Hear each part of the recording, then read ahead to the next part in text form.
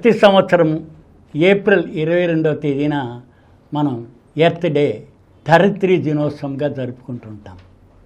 1969లో UNESCO కాన్ఫరెన్స్లో senator John మెక్లెన్ అనే ఆయన ఈ ఎర్త్ దినోత్సవం జరుపుకోవాలి, ఎందుకంటే భూమి మీద ఉన్న వనరులన్నింటినీ మనం విచ్చలవిడిగా ఉపయోగిస్తున్నాము, పర్యావరణానికి చాలా అనర్థాలు కలుగుతున్నాయి, అందుచేత అవేర్నెస్ కార్యక్రమాలు తీసుకోవాలి అని చెప్పి ఆయన సజెస్ట్ చేశారు.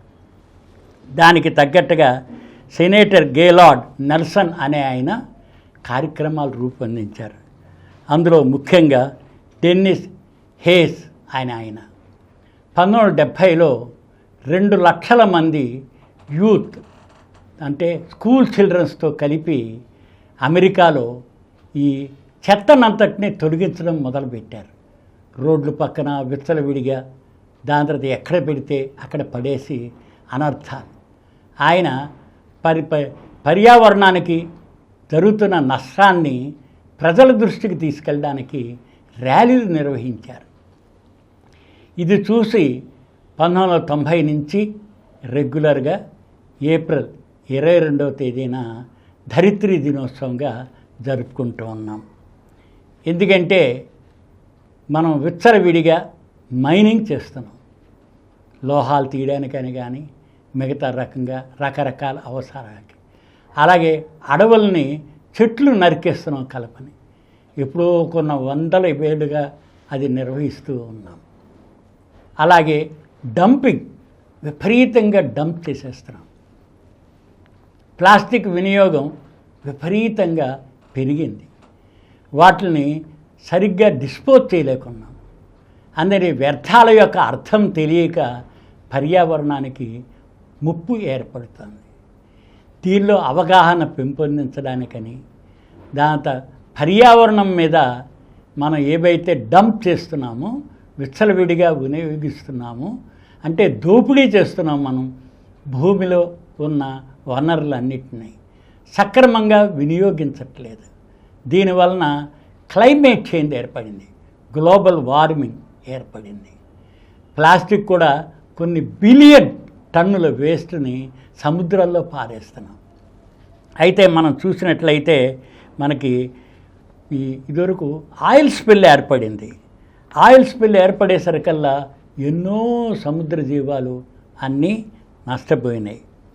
ఈ రకంగా చూసినప్పుడు ఆయిల్ స్పిల్ ఉన్నప్పుడు మనం చాలా వరకు గాలి, నీరు, ఎండేంజర్డ్ స్పెషీస్ ఇవన్నీ పర్యావరణంలో బాగా దెబ్బతింటున్నాయి. అందుకని అవగాహన పెంపొందించుకోవడానికి అకాల వర్షాలు ఏర్పడడం, దాంతో మంచు కరిగిపోవడం, ఇవన్నీ చూసేసరికల్లా అనర్థాలు ఏర్పడి దాంతో తుఫాన్లు రావడం, పండిన పంటలు కూడా సక్రమంగా దానిలో పోషక లోపాలు ఏర్పడుతూ ఉండడం, ఇవన్నీ చూసినప్పుడు ఎర్త్ దినోత్సవం జరుపుకోవాలి. అలాగే థర్మల్ పవర్ స్టేషన్స్లో మనం చాలా వరకు బొగ్గు దహనం చేస్తున్నాం.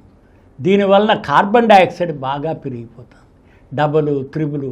ఈ రోజుల్లో మనం చూస్తే 400 అంటే 400 ppmకి చేరిపోయింది. అసలు ఒక రకంగా చూసినప్పుడు 90, 100 అలా ఉండే ppm కార్బన్ డైఆక్సైడ్ పెరిగిపోయింది. దాంతో ఇతర వాయువులు చాలా కలుషితం అయిపోతున్నాయి.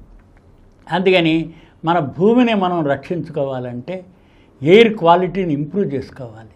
దాంతో వాటర్ కలుషితం అయిపోతుంది, పరిసరాలు బాగా దెబ్బతింటున్నాయి.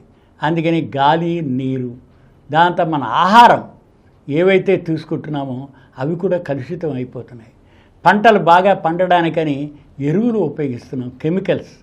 ఇవన్నీ కూడా పర్యావరణం మీద ప్రభావం చూపిస్తున్నాయి. ముఖ్యంగా ఆటోమొబైల్స్ పెరిగిపోయినాయి, దానివలన కార్బన్ డైఆక్సైడ్ విపరీతంగా చేరిపోతుంది. క్లైమేట్ చేంజ్ అంటే సకాలంలో వర్షాలు పడకుండా, దాంతో కొన్ని చోట్ల పడి కొన్ని చోట్ల పడకుండా, అతివృష్టి, అనావృష్టి. వర్షాలు పడే చోట వర్షాలు పడవు, పడని చోట వర్షాలు పడి విపరీతంగా నష్టాన్ని కలగజేస్తుంది. వాటర్ సైకిల్లో మార్పు వచ్చేసింది. అలాగే ఎయిర్లో ఉండే carbon dioxide cycle, nitrogen cycle బాగా దెబ్బతిన్నాయి. ఒకప్పుడు 420 చెట్లు ఉండేవి ప్రతి మనిషికి. అవి ఇప్పుడు 28, 29కి తగ్గిపోయినాయి. అంటే మనం మొక్కల్ని అడవుల్లో ఉండే దీన్ని కట్ చేసేసుకుంటున్నాం. అందుకని మొక్కలు నాటే కార్యక్రమం చాలా విధిగా చేయాలి. ప్రతి వ్యక్తి మొక్కలు నాటినట్లయితే మళ్ళీ తిరిగి కార్బన్ డైఆక్సైడ్ ఎక్కడైతే గాల్లో ఉండిపోయిందో అదంతా అబ్జర్వ్ అయిపోతూ ఉంటుంది. బ్యాలెన్స్ తీసుకురావాలి. ఎన్వైర్మెంటల్ బ్యాలెన్స్ తీసుకొచ్చినట్టయితే మన సమసమాన ఇది పర్యావరణ పరిస్థితులను తీసుకురావాలి. ఎన్వైర్మెంటల్ బ్యాలెన్స్ అన్నమాట. ఈ బ్యాలెన్స్ కోసమని ప్రతి సంవత్సరం, ఈ సంవత్సరం ఏప్రిల్ 22వ తేదీ 56వ సంవత్సరం. అందుకని ఈ సంవత్సరం మనం చూసినట్లయితే థీమ్ కూడా అవర్ పవర్ అవర్ ప్లానెట్. అంటే మన శక్తి మన గ్రహం. మన గ్రహాన్ని మనం రక్షించుకోవడానికి మన శక్తి ద్వారా ఈచ్ ఇండివిజువల్, అంటే కమ్యూనిటీలో ఉండే ఇండివిజువల్స్ అన్నీ కావాలంటే ప్రతి ఇండివిజువల్, ప్రతి వ్యక్తి పర్యావరణానికి కృషి చేయవలసిన అవసరం ఉంది. ఎనర్జీ, గ్రీన్ ఎనర్జీ అంటాము మనం.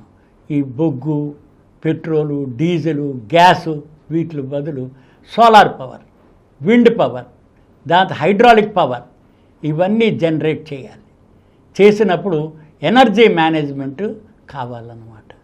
అందుకని భూమిలో నుంచి ఇవన్నీ మనం తవ్వి తీసేసుకుంటుంటే చాలా అనర్థాలు. అందుకని త్రిపురాలు అంటాం, రీయూజ్, రీసైకిల్. దాని తర్వాత మనం చేసినట్లయితే చాలా బాగుంటుంది. ప్రతి వస్తువుని ఏ రకంగా మనం రెడ్యూస్ చేస్తాం, ఉపయోగంలో రీయూజ్ చేయగలుగుతాం, రీసైకిల్ చేయగలుగుతాం అనేది చూడాలి. ఇప్పుడు చాలామంది రీసైక్లింగ్ చేయడం కూడా మొదలుపెట్టారు. ప్లాస్టిక్ కానీ వాటి నుంచి. అలాగే మన కాంక్రీట్ బిల్డింగ్లు కట్టాం, పడేస్తున్నాం, మళ్ళీ తిరిగి దాన్ని రీయూజ్ చేయడం. అందులో సిమెంటు, కంకర ఇవన్నీ ఉన్నా ఏ రకంగా ఉపయోగించగలము. అందుకని రోడ్లు వేయడానికి కానీ లేకపోతే ఏదైనా ఫిల్స్ కానీ ఇది. ఇప్పుడు డంప్ యార్డ్స్ చాలా పెద్ద ప్రాబ్లంగా ఉంది. అందుచేత మనం పారేసే వెజిటబుల్ పదార్థాలన్నిటి నుంచి గ్యాస్ ఉత్పత్తి చేసి మనం బయోగ్యాస్గా ఎలా ఉపయోగించగలం, అలాగే బయోడీజిల్ ఎలా తీసుకురాగలం, ఇవన్నీ ఆలోచించాలి. అందుకని ఏప్రిల్ 22వ తేదీ మన భూమిని రక్షిద్దాం. Preserve our planet earth. ఎందుకంటే మనకు తెలిసినంత వరకు ఎక్కడా జీవం లేదు. ఇలా జీవం ఉండడానికి కూడా ముఖ్య కారణం సూర్యుడి నుంచి భూమి 9,30,00,000 మైళ్ళ దూరం. అంతేకాకుండా సమానమైన వేడి, వెలుతురు వస్తుంది. 15 డిగ్రీల సెంటీగ్రేడ్ మెయింటైన్ అవుతుంది. అంతేకాకుండా గాలి, నీరు, నేల మన భూమి మీద ఉన్నాయి. ఇలా ఉంది కాబట్టే జీవం మనుగడ సాగించగలుగుతుంది. జీవం మనుగడ సాగించినప్పుడు పర్యావరణ పరిస్థితులను మనం కంట్రోల్లో పెట్టుకున్నప్పుడే ఇవన్నీ జరుగుతాయి. అందుకని లేకపోతే మానవుడి యొక్క జన్మే ప్రశ్నార్థకంగా మారిపోతుంది. అందుకని ఈ రకంగా పర్యావరణాన్ని రక్షించడానికి, అవేర్నెస్ బిల్డప్ చేయడానికి ఈ ఎర్త్ డే ఉపయోగపడుతుంది. ఈ కార్యక్రమం మీకు ఎంతో నచ్చింది కదా. ఇటువంటి మరిన్ని వీడియోల కోసం అనతి కాలంలోనే 21 కోట్ల వ్యూస్ సాధించిన సమరం ఛానల్స్ సమర్పించు సమరం సైన్స్ వరల్డ్ ఛానల్కు సబ్స్క్రైబ్ చేయండి, లైక్ చేయండి, మీ ఫ్రెండ్స్కి షేర్ చేయండి. అలాగే ప్రక్కనున్న గంట సింబల్ని ప్రెస్ చేయడం మర్చిపోకండి.